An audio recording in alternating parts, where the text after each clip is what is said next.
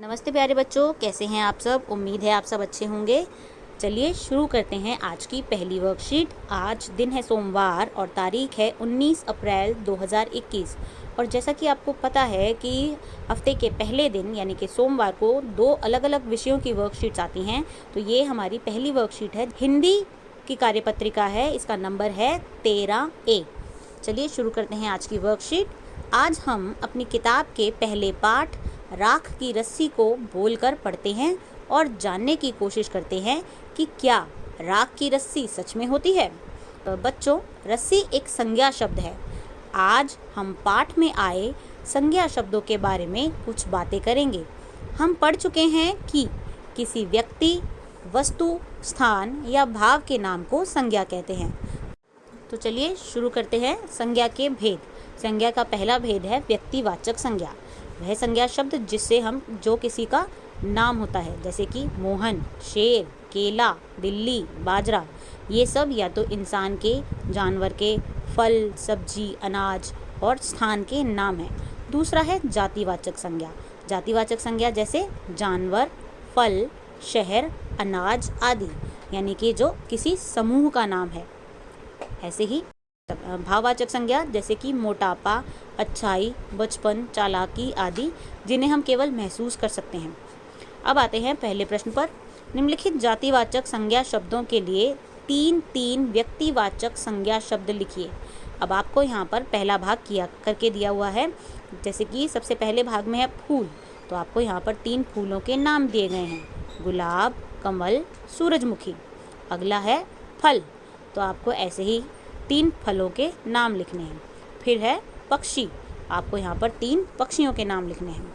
आखिर में है ऐतिहासिक इमारतें, तो अब यहाँ पर आपको कुछ ऐतिहासिक इमारतों के नाम लिखने हैं।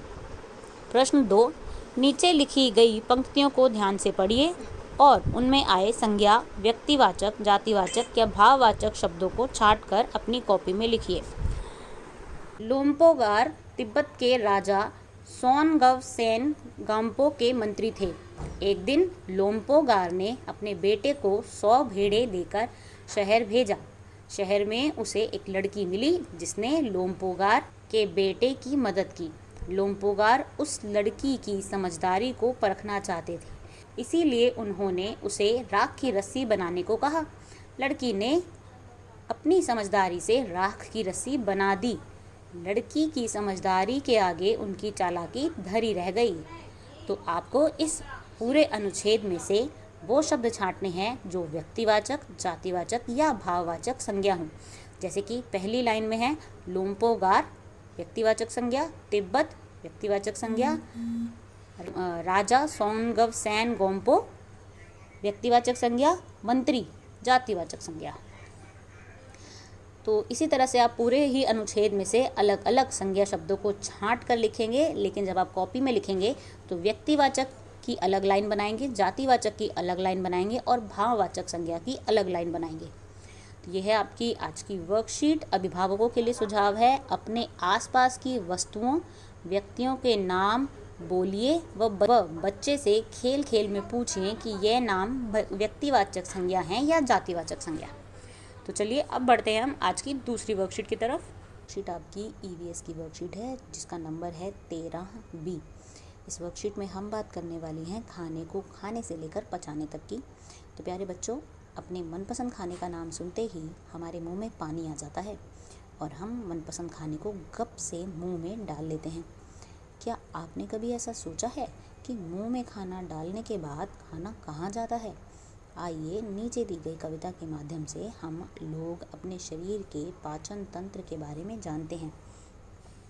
तो ये कविता हमें हमारे शरीर के पाचन तंत्र से पहचान करवाने वाली है। शुरू करते हैं। स्वादिष्ट भोजन मुंह में डालो, दांतों से फिर चबा कर खा लो।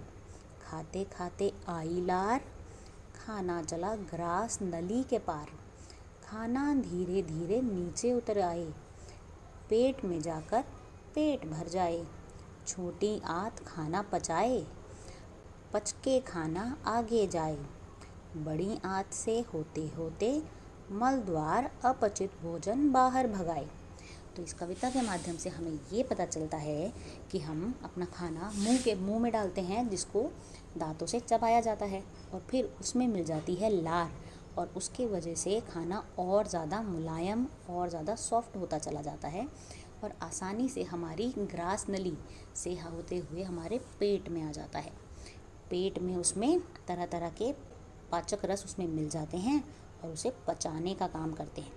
फिर खाना जाता है छोटी आंत में, वहाँ पर वो खाना शरीर के बाकी हिस्सों में, खाने का जो पोषक वाला भाग है वो शरीर के बाकी हिस्सों में जाता है हमारे ब्लड में मिलकर, और जो अपशिष्ट पदार्थ हैं वो चले जाते हैं बड़ी आंत में और वहाँ से होते हुए वो मल द्वार के द्वारा नीचे निकल जाते हैं।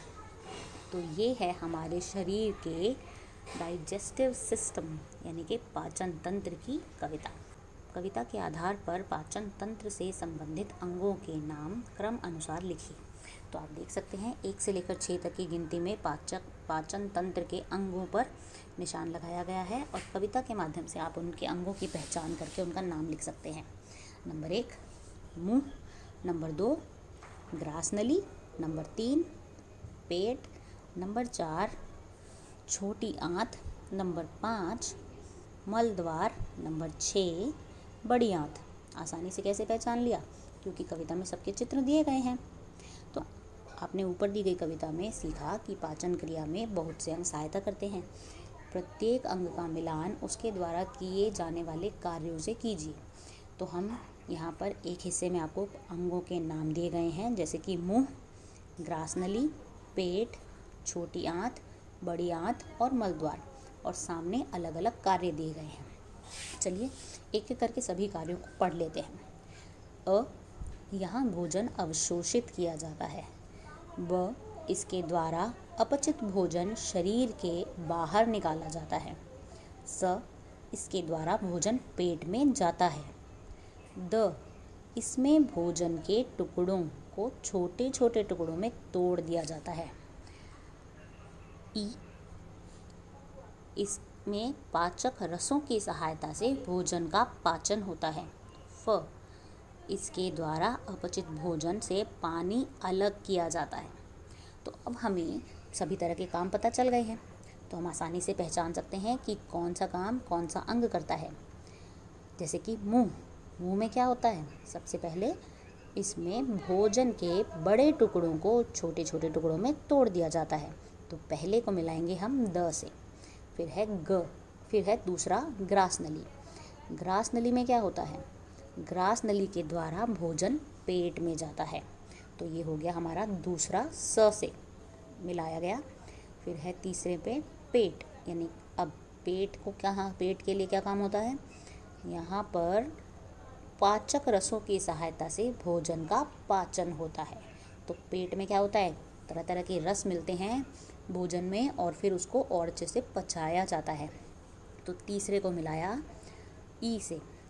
चौथा छोटी आंत। छोटी आंत में क्या होता है? भोजन अवशोषित होता है। यहाँ पर भोजन जो है उसे अवशोषित किया जाता है और शरीर के विभिन्न हिस्सों में पहुँचाने का कार्य किया जाता है। फिर है चौथे को मिलाएंगे हम अ से, बड़ी आंत। अब बड़ी आंत में क्या होता है? इसमें इसके द्वारा अपचित भोजन से पानी अलग किया जाता है। तो पाँचवें में हम क्या करते हैं?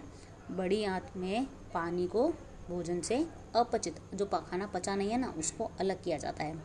और छठे में क्या है? मल द्वार है, इसके द्वारा अपचित भोजन को शरीर से बाहर निकाल दिया जाता है। तो ये है हमारे शरीर के विभिन्न अंगों के कार्य।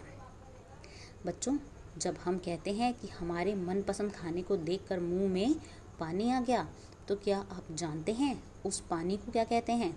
उस पानी को कहते हैं लार। यह लार हमारे भोजन को नम कर, यानी कि उसको मुलायम करने में सहायता करती है।